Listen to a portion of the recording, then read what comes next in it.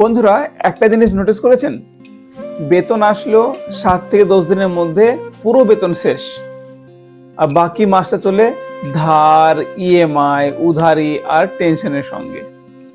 আজ থেকে 4-5 বছর আগে আমারও ঠিক এইরকমই অবস্থা ছিল। এই অবস্থাটা কিভাবে হয় এবং কিভাবে এখান থেকে বের হওয়া যায় সেই বিষয়ে আজকে আমি আপনাদেরকে কিছু গুরুত্বপূর্ণ জিনিস শেয়ার করতে চাইছি। দেখেন বন্ধুরা, আমাদের বেশিরভাগ মধ্যবিত্ত পরিবারের মানুষদের এইরকমই অবস্থা হয়। বেতন আসে, প্রথমে ইএমআই মেটাই, বাড়ির রাশন, 1 মাসে যা যা রাশন তাই নিয়ে নিই, মোবাইলের রিচার্জ, আর হঠাৎ করে যে কোনো একটা বড় খরচা, বাস পয়সা শেষ। ব্যাংক ব্যালেন্স চেক করি, 0। আমরা ভাবি বেতন কম, কিন্তু জানেন বন্ধুরা, আসল সমস্যা বেতনটা না, আসল সমস্যা হলো বেতনটাকে কিভাবে ব্যবহার করতে হয় সেইটা। দেখেন বন্ধুরা, আমিও কোনো একটা সংস্থাতে জব করি, সেখান থেকে মাইনে আসে, ঠিক আছে, আর আমারও এইরকম অবস্থা হতো, মানে মাসের শেষে কিছু টাকা বাঁচতই না, ঠিক আছে। তো আমি নিজেকে একদিন জিজ্ঞেস করলাম যে আদেও কি আমার সমস্যা মাইনে নাকি অন্য কিছু।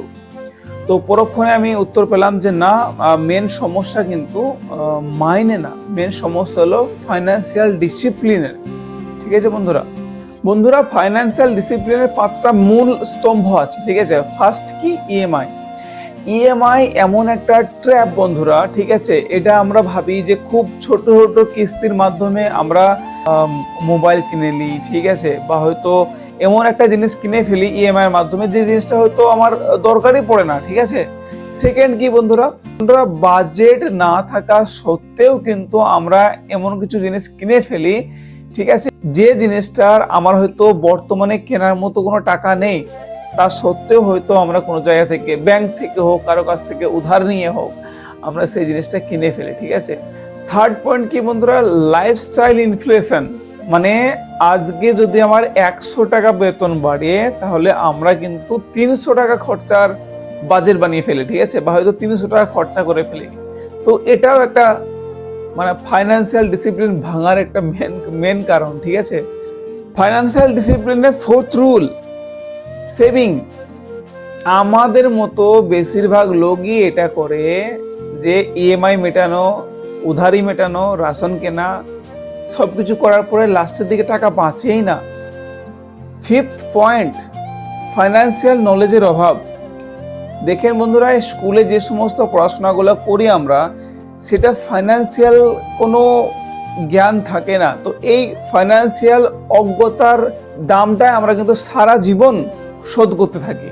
বন্ধুরা, 3টে জিনিস আমাকে এই জঞ্জাল থেকে কিন্তু বেরিয়ে আসতে সাহায্য করেছে। ফার্স্ট পয়েন্ট, স্যালারি আসার সঙ্গে সঙ্গেই 10% টাকা আমি একটা অ্যাকাউন্টে সরিয়ে রাখতে শুরু করলাম। Second point, EMI. আমার যতটা ইএমআই ছিল, যত তাড়াতাড়ি সম্ভব সেই ইএমআই গুলোকে মিটিয়ে দিয়ে খরচ কাটতে শুরু করলাম, ঠিক আছে। মানে ইম্পর্টেন্ট জিনিসগুলোর প্রতি খরচ করতে শুরু করলাম, বাকি জিনিসগুলোকে অ্যাভয়েড করে দিলাম। থার্ড পয়েন্ট, আমার প্রতিদিন কোথায় কোথায় খরচ হচ্ছে এবং কি পরিমাণ খরচ হচ্ছে সেটা আমি লিখতে শুরু করলাম। এই সমস্ত ছোট ছোট পয়েন্টগুলোই কিন্তু আমার জীবনকে পাল্টে দিতে শুরু করলো।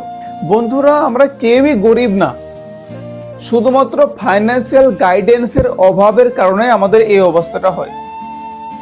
যেদিনকে আপনি আপনার টাকা পয়সার হিসাবটা নিজের মধ্যে রাখতে পারবেন, ফাইন্যান্সিয়াল গাইডেন্সটা আপনি শিখে নিতে পারবেন, সেই দিন থেকেই কিন্তু আপনার জীবন বদলাতে শুরু হয়ে যাবে, এটা গ্যারান্টি।